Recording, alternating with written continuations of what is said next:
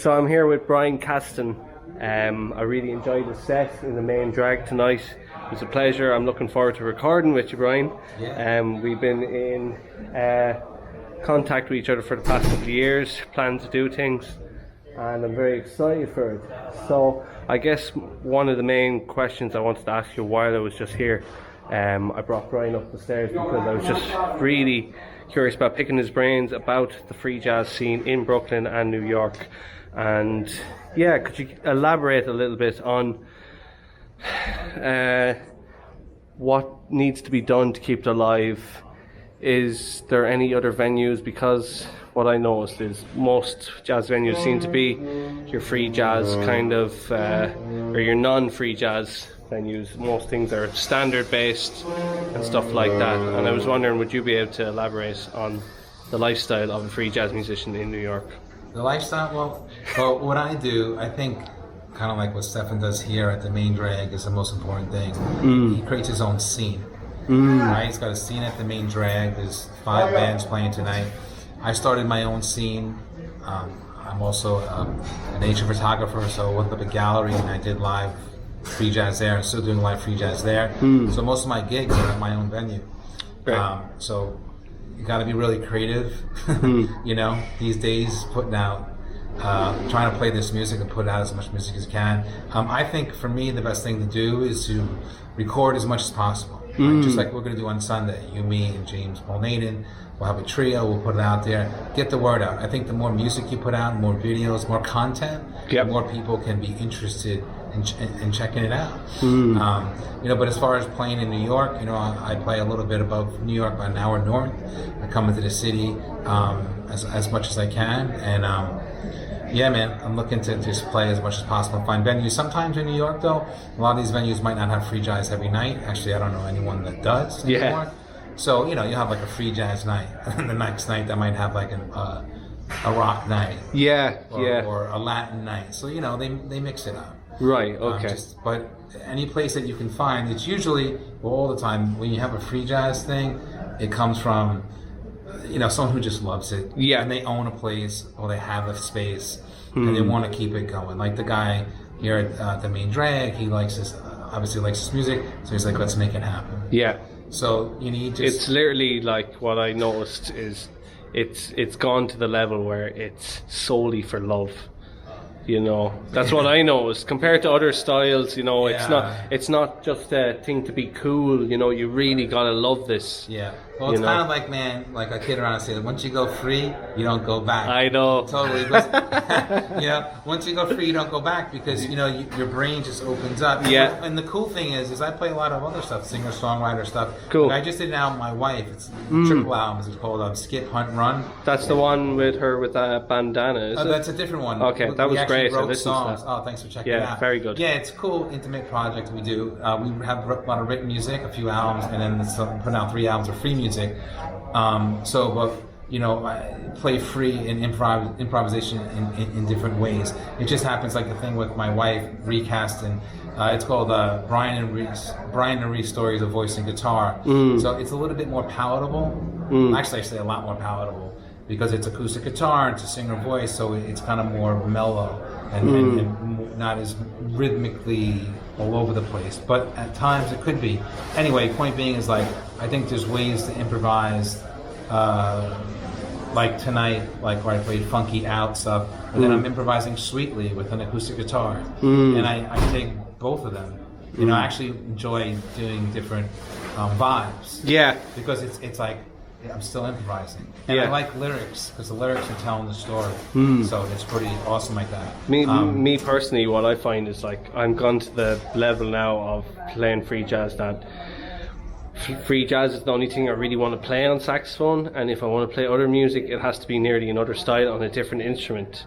Do you know what I mean? I find like even if I want to go to standards on saxophone or normal music, it's just it's like you said, your brain is opened up to this concept of free jazz, and it's like coming back to it. It's like leaving the ocean, going back into some kiddie pool. Right. Not that it's easier going back to that stuff because it's, you know, a lot of the other stuff is quite difficult as well. It's just it's the mindset. I think the switch of perception and mindset is the hardest thing. And the best thing about that is, you know, playing a lot of free jazz. It's funny, like since COVID, I recorded 33 albums. Actually, Amazing! Wow. Or 36. I figured 36 albums in my space. That's insane. Yeah, I just went nuts because I had the time and had the space. Yeah. But what happened was I didn't play any tunes, and then I was like, hey, let's do a jazz gig with some tunes. And all of a sudden my brain was like, there's structure and there's form. Yeah. So it took me like a little bit to get into it, which was fine. But what's cool is what the learning experience for me was, that made me a better musician, is, you know, when I'm playing really out rhythmic stuff, I'm playing in like 3, 5, 6, 7, 9, 12, 5, 8, 7, 8, 9, 8, all this stuff, and rotating these grooves. Yep. When I play jazz, I can pull from all that free stuff and bring it into the inside jazz, which is very cool. So what I'm doing now is I wanna play tunes as well, but bring in the rhythmic aspect of the free into the tunes, and that's a lot of fun, you know, too. So I kind of, you know, I like it all, man. Yeah. I like the free crazy. I like the free mellow. Anything in between. I like tunes. I mean, tonight we were playing. We were swinging for like a little bit too. You know, it was fun. Yeah. And then I took it out in some way. So I like it all, man. Yeah. Amazing. Yeah, what I found as well is within my own playing, like you get so used to open free tempo playing that like coming back to like even like swinging and like being in set tempo, it doesn't feel right under my fingers at times, you know what I mean? Now, I don't know if that's just what happened to me, but like I find like it's like the concept of a set tempo between each note almost becomes what's the word? Constricting isn't the word. I guess in a way it feels like a bit limiting, you know, because for me I love open free tempo, open free everything, and then when let's say the drummer starts playing swinging again, and then it's setting it, you know. It's like, god damn it, man, stop it. Even though there's nothing wrong with that necessarily, I think it's just how free can you go until you're getting to a level that isn't free. Right. Well, here's the thing, though, right? I agree with you, and I've been there. But the cool thing is like when you bring it back to the groove, and then you go free, you feel the balance, and then you feel the free more. It's like someone who curses all the time. Hey man, go fuck yourself. Fuck you, this and that. I can say this on this video, right? Yeah, whatever you want. You know, and then the guy curses, and then it doesn't mean anything anymore. It's just, you know, that's just how he speaks. Very good. So if you're speaking in a non-curse way, and then when someone curses, you know the dude's mad, right? Yeah. I mean, so kind of like with the music, in the sense of like, you can be free, and then if you play a groove, and then it goes free again. And also, it has the balance, right? You know, where it's from groove to free. And I think the listener, and also the player, you know, it depends. Like, do you play for the listener or the player? You play for yourself, and hopefully the listener wants the journey. I think it makes a more interesting journey going from like groove or whatever the groove is, whether it's funk, rock, jazz, Latin, whatever, to the freer thing. It's kind of fun because the song kind of, you know, takes its journey and its energies up and down. And I think it's about balance. Right, you okay, know, very good. You know, one thing that I try not to do as a free player is play 16 all the time. Yeah. From like the downbeat on, because to me personally it gets boring. And so you need to kind of like have that space, like we're going to do on Sunday. We bang out our album, you know, as a trio. We're going to create space, and then we'll build it, man, until it finds the right place to be. Great. You know, that's why I'm looking forward to playing with you. Yeah, I can't wait, man. I'm ready to go now. That's why I'm glad you came here. I wanted you to see me play or hear me play. Yeah. Because we've been talking for a couple of years online. Yeah. So now you can feel the energy and the vibe. Definitely. Yeah. We'll hit it on Sunday. Yeah. Oh, we'll go nuts. You know. Nuts. Yeah. Nice one, Brian. So I guess any other thoughts about other countries in free jazz? Have you gone to any other countries? I've been to tons of countries, but I haven't played free jazz in any of them. Okay. I was actually in Kenya, man, in February. and I was trying to find. I was on a safari. I was taking photos like lions and stuff, and hyenas. It was wild, literally. Oh, I saw that on Facebook. Yeah, I saw you hanging out with a tribe or something. Yeah, I was hanging out. You were dancing. You were doing a dance or something. I was doing the wiki wick, man. Like this. I was doing that, and it was kind of a lot of fun. I was showing them my dance. Yeah. And they all laughed because they thought I was silly. But I wanted to find. I asked them if they had drums in their tribe. Because I wanted to jam with the African drums. Yeah. Yeah, I want to do it. I still want to do that, man. Like play with go over to Africa, record it. It could be here in New York, but wherever I find these guys. But they were like, no, man, we don't. They sing amazing. The Mastamara tribe in Africa, they have these deep voices, and it's so rhythmic and beautiful. Yeah. And but something that with drums. But anyway, what I want to do and what I've done is big gap in between. Right. Okay. So, yeah, I'm looking to play over in Europe. I'm looking to play anywhere. Right. Anywhere if anyone's just digging it. Yeah, I heard like Austria, Czechia, and Romania. I don't know about Romania. Slovenia. I heard Finland as well. The Vienna in Austria is supposed to be amazing for the free jazz. It's just part of me is just still a little bit confused because obviously free jazz was birthed here. Is the word birthed? Is that birthed? You mean born here? Born. I know what you mean. How did I get that wrong? Birthed. Yeah. Feck's sake. Was. Sorry, Brian.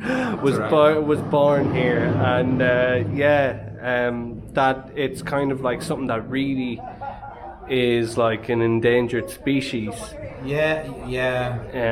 But in a kind of beautiful way. You know what I mean? It's something definitely like special. Like going in here in that gig tonight. That I haven't heard anything like that since I've been here. Yeah. You know what I mean? And like that, it does still exist, and there is people still keeping it going. I guess what I'm trying to get to is how can keeping it alive? Is there? Well, to answer can I answer? Yeah, so of I'm course. excited. So to answer, I think what keeps it alive is the energy of the musician. You know what I mean? Like I have this concept in my brain called odd meter groove rotation. People have done it before me, but what I do is try and take a groove.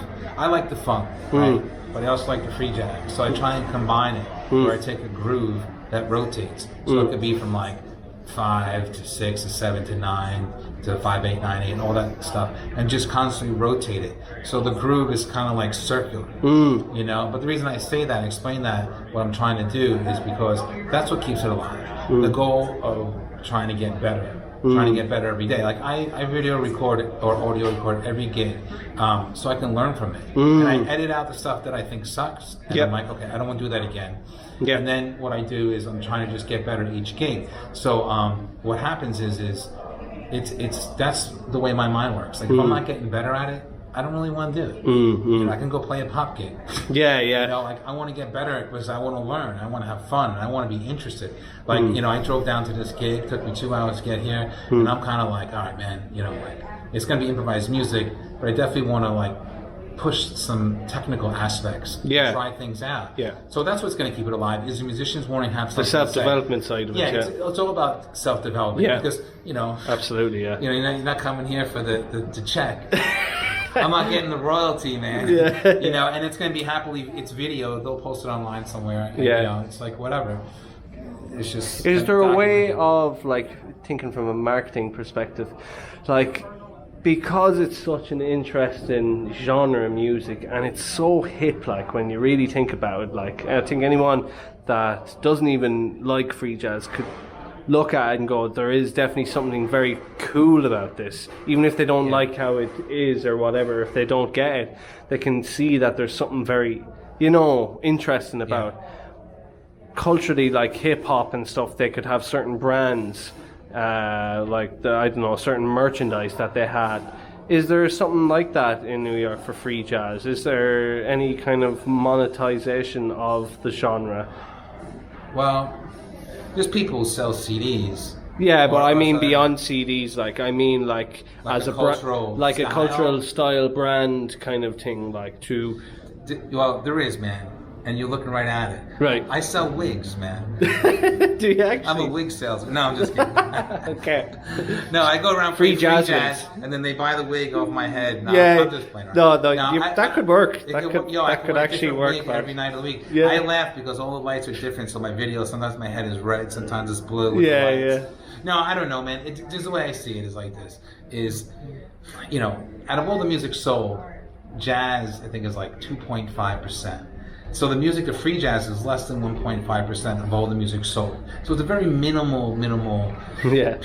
percentage of people that like this music. But here's the cool thing about it, right? Now, if you ask somebody, just, you know, anyone work on the street in Manhattan, ask some businessman or businesswoman, hey man, you listen to free jazz? They're like, I don't know, probably not, right? Probably can't name one free jazz artist. But if you play free jazz in front of them and they're listening to it, a lot of times they get into it. Yeah. Right? This is cool. It's something different. It is something, cool. You know, it might almost be like shock value to them. Yeah. Like, what the hell are they doing? And people like it. And that's happened several times on gigs where people are like, you know what? They say to me, I didn't even know what kind of music you were playing, but I kind of liked it. And I was like, cool, because I didn't even know what I was playing either. you know? Yeah. So if people's minds are open and they're tuned to something different, yeah. Look, back in the day in the United States, they used to have like jazz on TV. They don't have that now. You know what I mean? So people, even cartoons and TV shows and movies had more jazz. If they had it, people would be more into it. Now it's kind of like the exposure's not there. Yeah. But you know, it's the same thing for anything positive. If people are exposed to something good, there's an opportunity that the people will like it.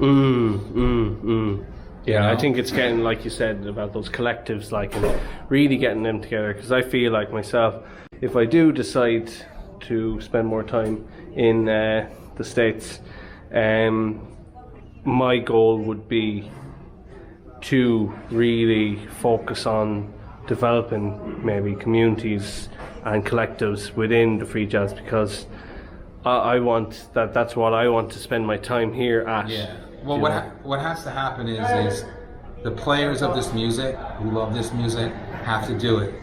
Because who else is going to do it? Yeah, right. You know, so it has to be, like, even myself, I started a scene up in Orange County.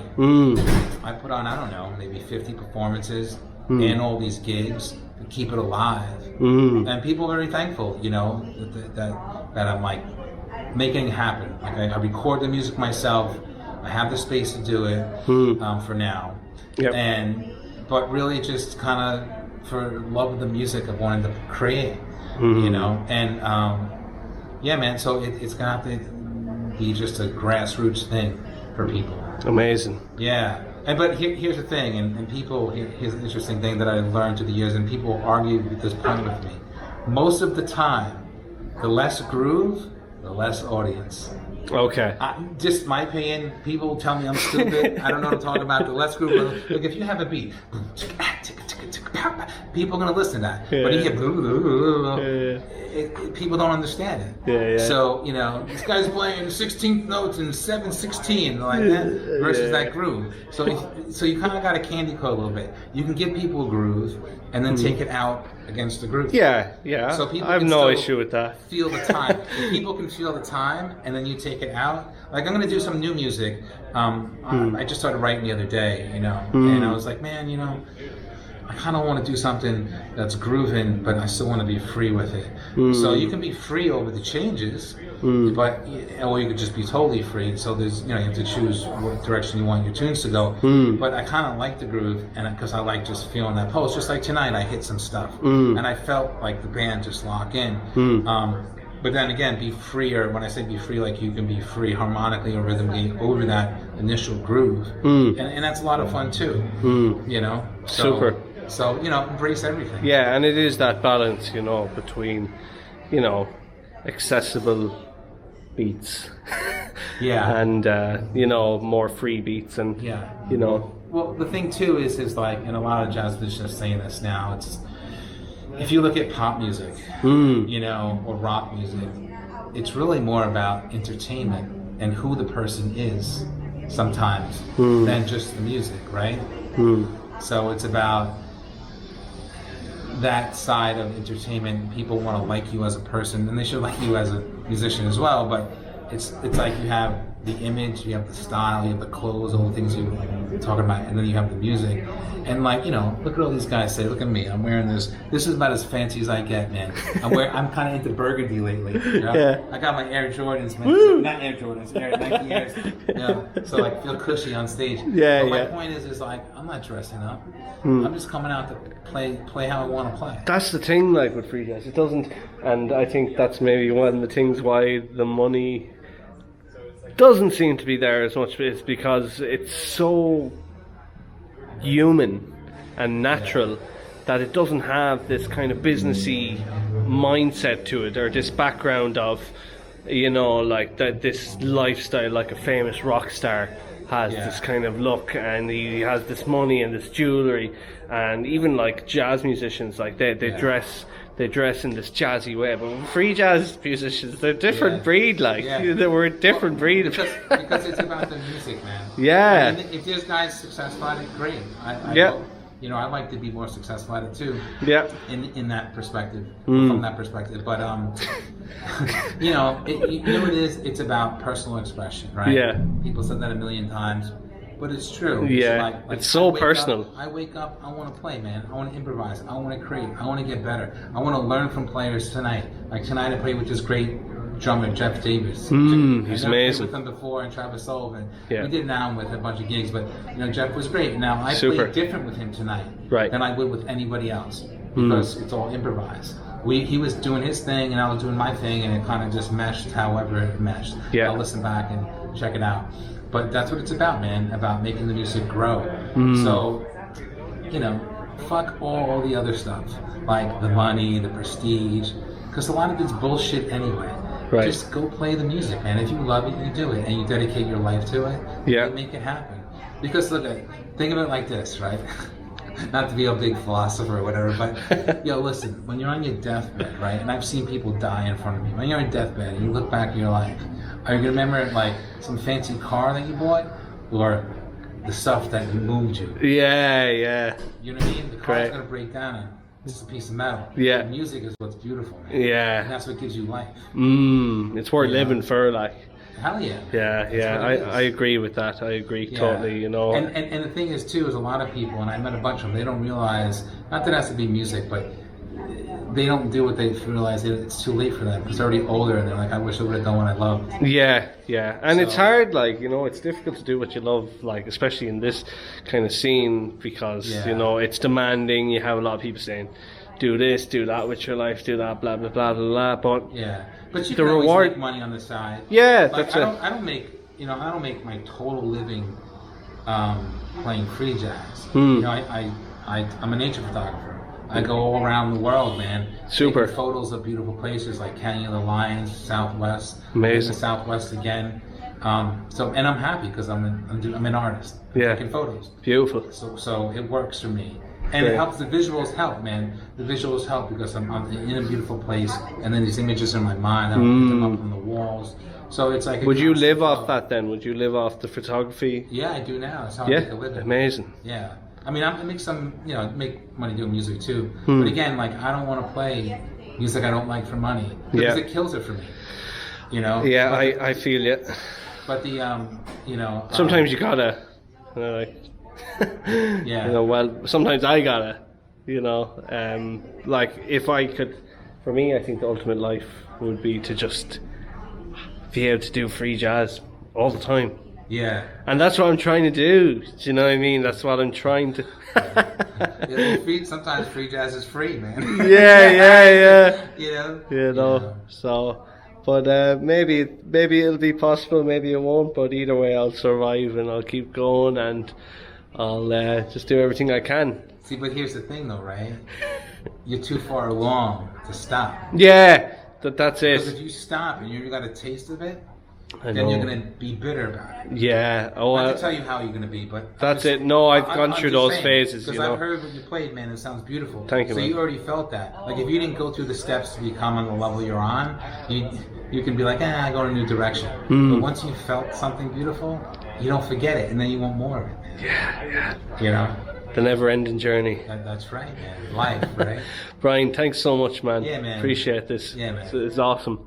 We might just get a quick pictures together. Thanks a lot, man. That was a cool video.